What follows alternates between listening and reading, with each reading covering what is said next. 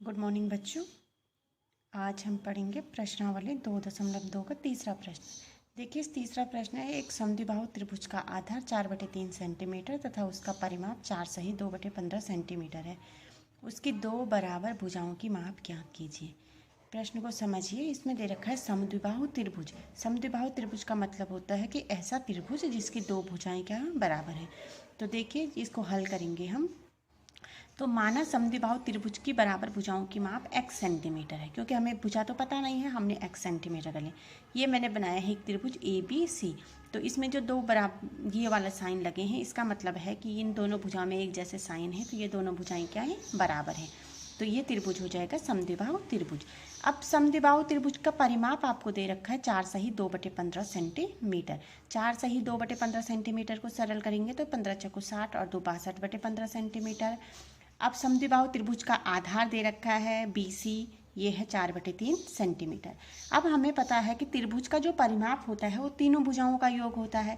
तो यहाँ पे भी वही होगा, समद्विबाहु त्रिभुज का परिमाप बराबर तीनों भुजाओं का योग।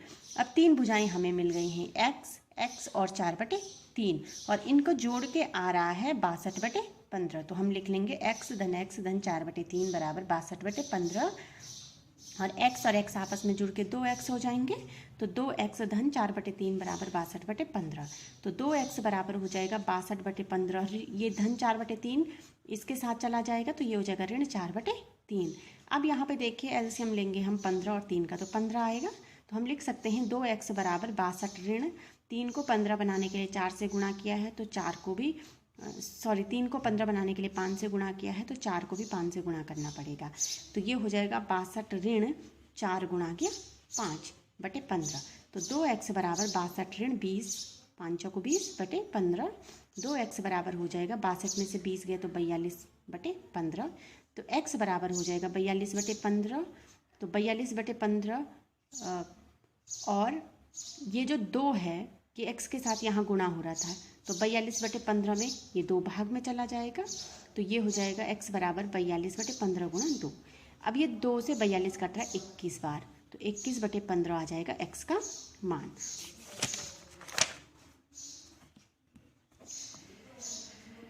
तो x का मान 21/15 है। 21/15 को हम सरल कर सकते हैं, 3 7 21, 3 5 15।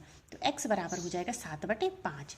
तो x बराबर 7/5, इसको और सरल करेंगे हम, जैसे पहला था। तो 5 एकम को 5, फिर 2 शेष बचेगा /5, तो 1 सही 2/5 हम इसको लिख सकते हैं। अतः समद्विबाहु त्रिभुज की जो बराबर भुजाओं की माप होगी वो होगी 1 सही 2/5 सेंटीमीटर। इस प्रकार से हम इस प्रश्न को हल कर सकते हैं। ऐसे ही हमारे पास जो अगला प्रश्न है, चौथा प्रश्न, वो देखिए। दो संख्याओं का योग 95 है। यदि एक संख्या दूसरी से 15 अधिक है तो दोनों संख्याएं ज्ञात कीजिए। दो संख्याओं का योग 95 है और एक संख्या दूसरी से 15 अधिक है। यानी कि अगर हमें एक संख्या पता चल जाएगी तो हम दूसरी संख्या को उससे 15 अधिक होगी, इस प्रकार से हम लिख सकते हैं। तो इसको देखिए कैसे हल करेंगे। माना एक संख्या है x, तो जो दूसरी संख्या होगी वो है कि एक संख्या दूसरी से 15 अधिक है, तो दूसरी संख्या इससे ज़्यादा हो सकती है, x धन 15। और दोनों संख्याओं को जोड़ेंगे तो कितना आना है, 95। योग बनी जोड़। तो हम इसे लिख सकते हैं जैसे प्रश्न में दे रखा है, प्रश्नानुसार वही हमें करना है। तो x धन 15 बराबर 95। तो x धन 15 बराबर 95। यहाँ पे ब्रैकेट खोल देंगे तो कोई चिन्ह में परिवर्तन नहीं होगा, क्योंकि धन है बाहर।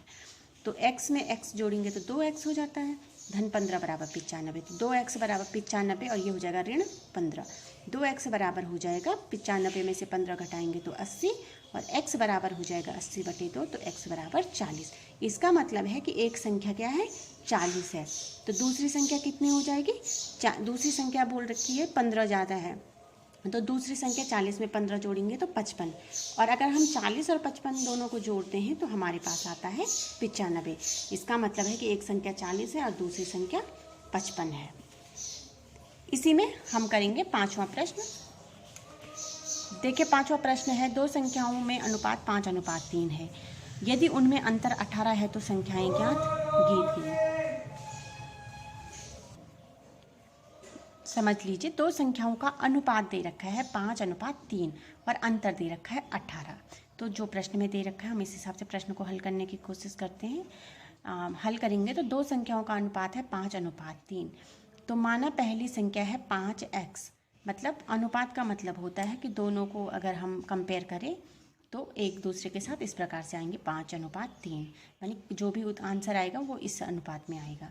तो माना पहली संख्या है 5x और दूसरी संख्या है 3x, और उनमें अंतर बोल रखा है 18।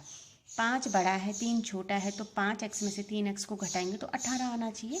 तो प्रश्नानुसार 5x ऋण 3x बराबर 18। 5x में से 3x जाता है तो बचता है 2x।